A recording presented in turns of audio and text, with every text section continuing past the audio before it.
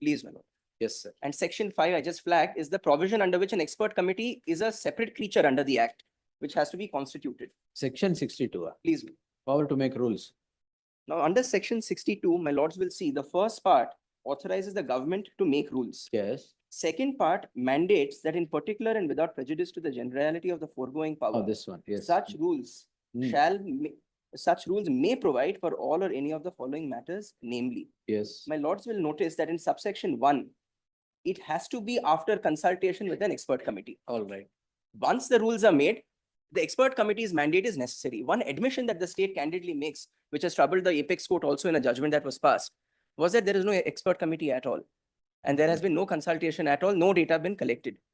The second issue, my lord, comes from Annexure R1 to the objections. My lord, may state have Annexure R1 to only peruse the manner in which the impugned notification has been brought about. 1 minute. Sir. R1, also the statement of objections. Please, my lord. It's a letter dated 13th of October 2023. Objections by whom? State. Objections by respondent 1 and 3. 1 to 3 state. Yes. Please, R1. R1, page number 8. My lords will see in the very first. 1023. Yes, yes. Yes. And my lords will note that the impugned notification is 31/10/23. It's a mere 2 weeks thereafter. All right. They invoke section 62 along with rule 45, under which the education assistance Yes. is provided for. Yes. And there's a tabulation where they say that over in para 1, there's a number of years, number of applicants have gone up. Yes. And they say in 2022-23, Hmm. 11,13,000 applications are received, but eligible applications are 9,61. All right. Therefore, on that basis, now my lords will see para 4 what they say. ಮಂಡಳಿಯ ಪ್ರಸ್ತುತ ಜಾರಿಯಲ್ಲಿರುವ ದರಗಳಿಗೆ ಅನುಗುಣವಾಗಿ ಶೈಕ್ಷಣಿಕ ಧನ ಸಹಾಯ ನೀಡಿದ್ದಲ್ಲಿ ಪ್ರತಿ ವರ್ಷ ಕೇವಲ ಶೈಕ್ಷಣಿಕ ಧನ ಸಹಾಯಕ್ಕಾಗಿ ಮಾತ್ರ ಅಂದಾಜು 1,500 ಕೋಟಿ ರೂಪಾಯಿಗಳು ವಾರ್ಷಿಕವಾಗಿ ಬೇಕಾಗಿರುತ್ತದೆ. My first submission, my lord, is that this figure is absolutely without basis, which is established by their own reports and the CAG report, which I will point out to. The second, my lord, and this is the troubling aspect, there has been no application of mine. And in para 5, what they do is to say that without application of mine, no expert committee, there is no board also. They say we will simply adopt what the social welfare department has notified, and we will apply the same for 10 standard, first standard to 10 standard. But Snatakotra for anything PUC and degree onwards, we will just double it, which, my lord, is a minuscule sum compared to what is provided under the fund. The most troubling aspect, my lord, is in para 6. My lords, please have it. Yes. ಪ್ರಸ್ತುತ ಮಂಡಳಿಯ ಸದಸ್ಯತ್ವವನ್ನು ರದ್ದುಪಡಿಸುವುದರಿಂದ ಮಂಡಳಿಯ ಪುನರ್ರಚಿಸಿದ ನಂತರ ಈ ದರಗಳನ್ವಯ ಘಟನೋತ್ತರ ಅನುಮೋದನೆ ಪಡೆಯಲಾಗುತ್ತದೆ ಎಂಬ ಅಂಶವನ್ನು ತಮ್ಮ ಆದ್ಯ ಗಮನಕ್ಕೆ ತರಲಾಗುತ್ತದೆ. All right. The day when this decision was taken, my lord, this is notified. There was no board. There was no expert committee. Merely 2 weeks through the Dasara vacations, a letter is sent. And on 31st of October, with retrospective effect to impact even students who are already enrolled, the notification is set out. All right. Yes. The state does not dispute any of this. In fact, this is their stated case. The troubling aspect comes, my lord, is to justify this move. They suggest that there are no funds available. This, my lord, the CAG has taken a serious view of to say a few things. I will just give the broad heads. First is that there is diversion of funds. Matters that are. Where do I get that? I've prepared, my lord. If I may just assist my lords with. Yes. I've tried to crunch down all the figures into a few. I'm just handing Yes, this give over. it. You have culled it out from the report, right? Yes, everything is from their reports. Yes. My lords may straight go to the very end, my lord. There is at Annexure G, page number 68. And you have to, my lord, go through this. No, no. It's all there, No time. It is culled out from the report. all from the report Don't with, take time at all. and I've given the page reference. I'm going to finish this today. Yes. How do you respond? My lords may. Respond. Why, sir? This is not from the report, you know, sir. Full. Everything No, sir. is from- Everything is from the all report, is you from- know, sir. No, I'm not adjourning it even for a minute. Yes. And to assist, my lord, both sides, I've culled out the specific page number from where the data is taken. Yes. Page 69, my lords will have. We've culled out an image here. My lords will see in 23-24. Do my lords have it? At page 60? 69. Yes. We've depicted the figures in the form of an image graph. My lords will see towards the end in 2023-24. I've put a legend there. In the prior fiscal year, the administrative costs exceeded the educational funding. 21, 22. 23, 24, last year, my lords. Yes, 23, 24. 24. In fact, my lords had passed one order on a previous occasion saying, let them file a statement saying how much they're spending for administrative purposes. ಅದು ಹಾಕಿದ್ದೀರಾ affidavit? Yes. All right. I will point out to that affidavit also as to why that those figures they have mentioned are inaccurate or incorrect. Now, my lords may see the next page. KG makes another finding that by mere negligence, which is by not applying for an exemption under section 10, subsection 46 of the IT Act, over 3,000 crores have been spent in unnecessary tax liability. So what has happened, my lord, is that just because an exemption was not applied for, tax liability has accumulated. Who had to apply? The board, my lord, Board, the state. yes. And thereafter, what happens is Yes. that they do not also file their statements on time, as a result of which penal charges are levied. All of this, my lord, is at page 295 of volume 2 of the writ petition. You have said so in this? Yes, it's in. This is the CAG report, my lord. All right, next. Now, just to give a, because their entire cases, the funds are not available, what is shown at para 70 is that just by avoidable tax liability, 7 years worth of the program can be run for all the students at the 2021 rates. And even if I double that amount, it can be run without any more, assuming no further cess is collected for 4 years and 9 months. So an argument to say that for a statutory duty funds are not available, my lord, is not a defense that the state can take. And even assuming that there is some weight to say that yes, funds are deficit, that is not the factual scenario, because even that figure of 1,600 crores is without basis. The next page, my lords will see page 71. This is a representation of the inadmissible and wasteful expenses. Yes, that I have seen. Yes. All of this, my lord, is cumulatively more than all the amount ever spent on education.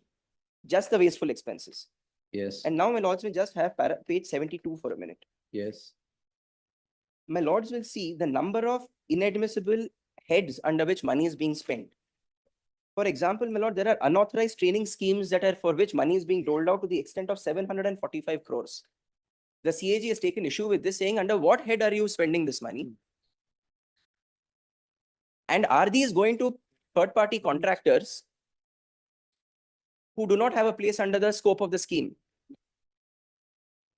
And to just give 2 examples, my lord, Manrega government schemes that have nothing to do with the act, Manrega, and also the Indira Canteen scheme is being funded through money that has been collected in under the act.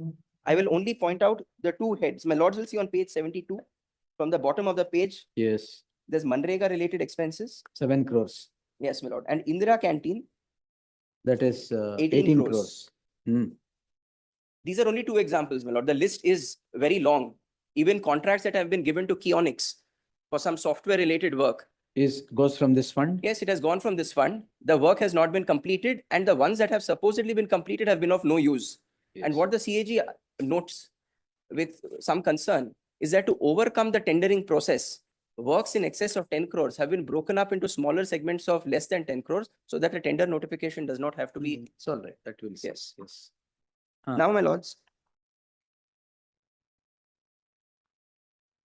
coming to the, so in sum total, what my lords see, my lord, is that the entire argument that 1,600 crores will be needed to fund the project every year if the erstwhile notification is maintained is fallacious for the following reason. The CAG has accounted how much it costs on an average per student to run the scheme. That figure, my lord, that's at annexure AB, AK, Yes. and my lords will see at page number 432. Yes.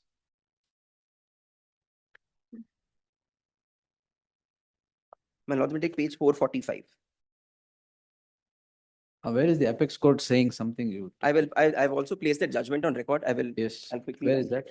My lords may just take page 445. 45 of the petition? Yes, my lord. 445. This is in volume 445. Volume 3, annexure AK. Volume 3. Yes. Volume 2. Volume 3. Volume 3, yes. Annexure AK. AA. AK. A for Okay. K for Karnataka. Yes. Page? 445.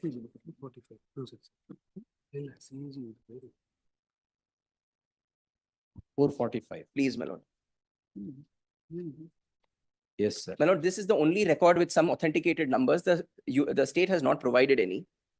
This is pertaining to Karnataka. Education, my lords will see, average per beneficiary.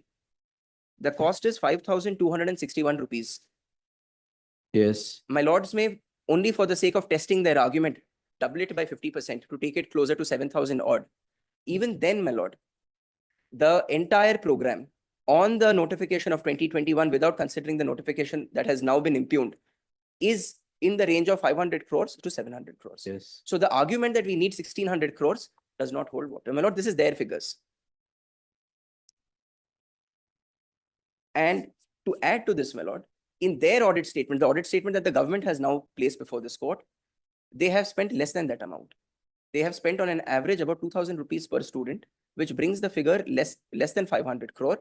So the only argument that has been placed in the objections is to say that we have a budgetary constraint. The budget is capped at 500 crores and we cannot spend more than that. On the first submission, my lord, 500 crores itself may be sufficient. But the second is that even if it were to need more, that is not a defense to say that statutory obligations will not be discharged.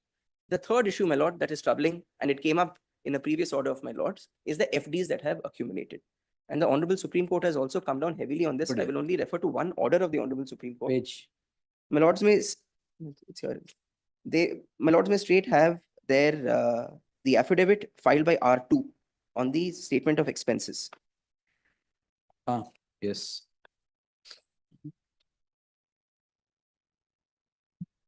That is dated 26/7/24, Please, my lord. page. This is,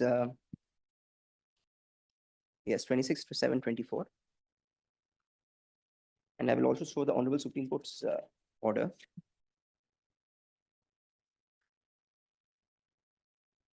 Take me to the apex court's order. Yes. This is, my lord, at page number 15 of the written submissions.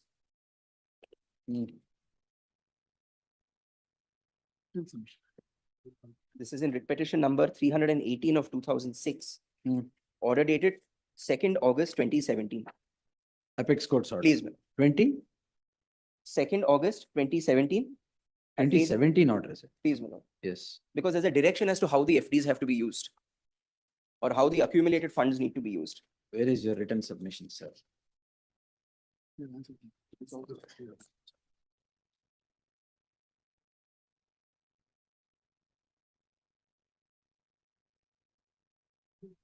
Page? Page number 15, my lord. You've taken me this through. Yes.